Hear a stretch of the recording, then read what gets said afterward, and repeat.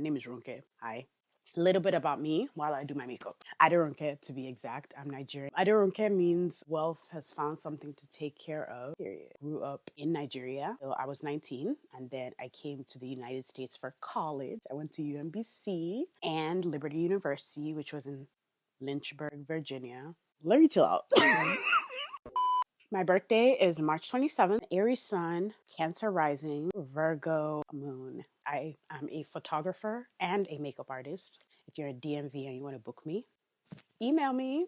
Let's work. My dad bought me my first camera, and ever since then, I was like hooked. My love for photography and videography have grown so much, especially videography. If you check out like my fragrance post, I love a good fragrance. It was a Jean Paul Gaultier bottle that was like shaved. Very secret, you know, a love spell. Also, a makeup artist. I've worked at MAC and I've also worked at Sephora. I always joke that I'm collecting them like infinity stones. The one thing I love about makeup is not only the power for it to transform you into a different person, but also the play aspect of it. I love playing around with makeup. I do a lot of creative looks. Also a visual artist, so I paint. You want to see my paintings? Okay, I'll show you.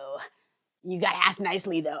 Okay, I'll show you. One is actually one of my favorites. I love this one. Oh, painted this after somebody mess with my mind. Sometimes you gotta transmute the things you go through into art so that you don't crash out. Yeah, so that you don't crash out. This is something I did like last week, and I was like, oh yeah, literally not that many friends. I keep my circle very small, and I love that for myself. Let's not talk about that right now. I do have two kids, 6 and 5. Daughter, her name is Ivana, and my son's name is Amari. Amari has autism, which I think is the most special thing. I have a psych degree and worked with kids with autism for 3 years of my life. So I think that God truly prepared me for this. Huge mental health advocate. So I talk about mental health a lot on my YouTube channel, especially. In 2020, I was diagnosed with postpartum psychosis and bipolar disorder.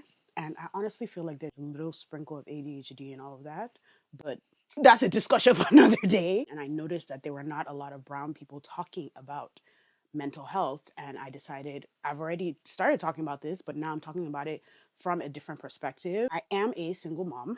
I've been separated for 3 years, officially divorced this year, which love that for me.